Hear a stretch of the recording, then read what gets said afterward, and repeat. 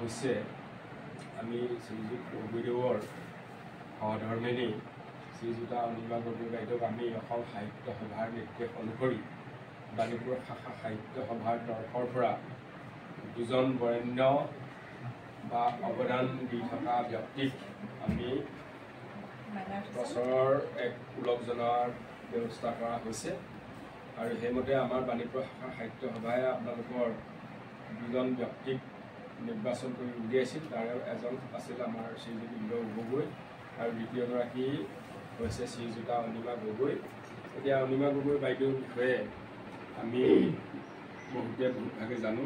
এক নম্বৰতে হৈছে আমি ইয়াত লাভ কৰিবলৈ লোৱাৰ পৰাই বিশেষকৈ আমাৰ যিডোখৰ আমাৰ সাহিত্য সভাৰ নামত আমি আজি তাত এটা কাৰ্যালয় নিৰ্মাণ কৰিবলৈ সুবিধা পাইছোঁ আৰু তাৰ লগতে তাৰ দাঁতিতে থকা এক বৃহৎ এলেকা আমাৰ মহিলা সমিতিৰ নামত আছে। সেই মাটিখিনি এক চৰকাৰী হিচাপে মাটি আছিল, গতিকে সেইখিনিক এনেকৈ ধৰণে সাহায্য অনাৰ ক্ষেত্ৰত সবল ভূমিকা গ্ৰহণ কৰা হৈছে এই বাইদেউ। নহ'লে আমাৰ বাণীপুৰতে থাকি আমাৰ ঘৰৰ ওচৰতে কিন্তু আমি এইবিলাক ভূমি হেৰুৱাবলগীয়া হ'ল। আমি কাৰ্যালয় এটা স্থাপন কৰিবৰ কাৰণে বা যিকোনো এটা অনুষ্ঠান কৰিবৰ কাৰণে আমি অকণো ভূমি নাপালোঁহেঁতেন। গতিকে এখেতসকলৰ এইজন ত্যাগ যথেষ্ট মূল্যৱান। গতিকে তেখেতসকলে মহিলা সমিতিৰ কেইবাবাৰো দায়িত্ব লৈছে, সভাপতি হিচাপেও দায়িত্ব আছে আৰু এনেকৈ সবল ভূমিকা লৈছে আৰু লগতে আমাৰ বাণীপুৰবাসী বিভিন্ন ধৰণৰ সামাজিক অনুষ্ঠানবিলাকত তেখেত ব্যক্তিগতভাৱে জড়িত হৈ আছে। গতিকে বাণীপুৰ শাখা সাহিত্য সভাই যি এটা সদ্ভাৱনা তেখেতৰ প্ৰতি পোষণ কৰিলে সেইটোত আমি আনন্দিত, গৌৰৱান্বিত হৈছোঁ। গতিকে বাইদেউৰ আমি উত্তৰ উজ্জ্বল কামনা কৰিছোঁ, তেখেতৰ দীৰ্ঘায়ু কামনা কৰিছোঁ। গতিকে আজি আমি যিখিনি আনুষ্ঠানিকতা আছে সেইখিনি আমাৰ আজি এইটো নিজৰ দিন, সাহিত্য সভাৰ নিজৰ দিন। গতিকে আমি নিজৰ দিনত আমি বাণীপুৰ শাখা সাহিত্য সভাৰ আজি 25টা বছৰ ধৰি দিছে, এইবাৰ ৰূপালী জয়ন্তী বৰ্ষ। গতিকে আমাৰ এই অনুষ্ঠানটো যেতিয়াৰ পৰাই আৰম্ভ কৰা হৈছে তেতিয়াৰ পৰাই আমি এই কাৰ্যসূচী সক্ৰিয়ভাৱে পালন কৰি অহা হৈছে। আমাৰ এই দুজন সম্বৰ্ধিত বা ওলগ জনোৱা ব্যক্তিক আমাৰ যেতিয়াৰ পৰাই অসম সাহিত্য সভাই কাৰ্যসূচী নিৰ্মাণ কৰি দিছে তেতিয়াৰ পৰাই চলি আছে। আমাৰ বাণীপুৰ অঞ্চলৰ 65 বছৰ ঊৰ্ধৰ ভালেকেইগৰাকী ব্যক্তি আমি সম্বৰ্ধনা জনাইছোঁ। গতিকে আজি এই শুভ দিনটোত আমি আপোনাক আজি নিৰ্বাচন কৰা হৈছে আমাৰ বাণীপুৰ শাখা সাহিত্য তৰফৰ পৰা।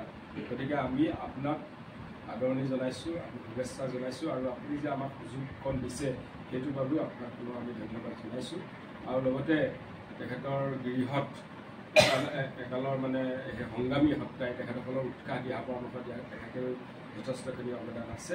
গতিকে আজি পৰিবাৰৰ যি ওলগ অনুষ্ঠান তেখেতৰ উপস্থিত আছে তাৰ কাৰণেও তেখেতক আমি ধন্যবাদ জনাইছোঁ, ভাল পাইছোঁ।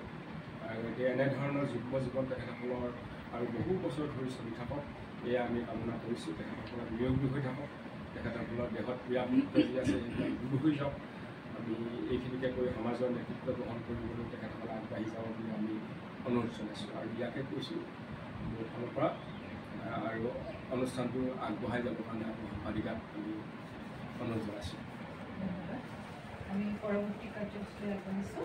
এতিয়া আমি বাইদেউক আমাৰ যি আমি আনিছোঁ লগপত্ৰ আৰু মান্যবস্ত্ৰ, সেই মান্যবস্ত্ৰৰে আমি এতিয়া উদ্বোধনী জনাম। তাৰ বাবে মই বাইদেউ আমাৰ মাজত আছে ডিব্ৰুগড় জিলা সাহিত্য সভাৰ সাংস্কৃতিক সম্পাদিকা শ্ৰীযুতা ঝৰ্ণা শইকীয়া বাইদেউ। বাইদেউক মই এই উলগনি পত্ৰখন পাঠ কৰি দিবলৈ আহ্বান জনাইছোঁ। চিৰচেনেহী মোৰ ভাষা জননী অসম সাহিত্য সভা কেন্দ্ৰীয় কাৰ্যালয় চন্দ্ৰকান্ত সন্দিকৈ ভৱন, যোৰহাট 7-8-5-0-0-1 পহিলা বহাগ 1432 ভাস্কৰাব্দ 15 এপ্ৰিল 2025 খ্ৰীষ্টাব্দ। উলগনি পত্ৰ।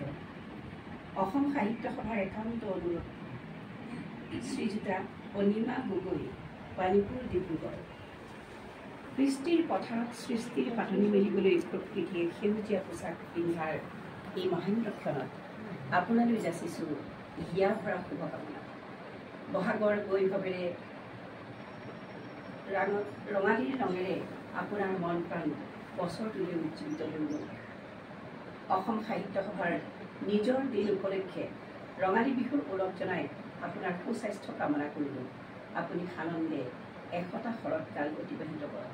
তাৰেই কামনাৰে বসন্ত কুমাৰ গোস্বামী, সভাপতি অসম সাহিত্য সভা, দেৱজিৎ বৰা, প্ৰধান সম্পাদক অসম সাহিত্য সভা, শ্ৰীযুত অজয় কুমাৰ দত্ত, বাণীপুৰ শাখা সাহিত্য সভা সভাপতি।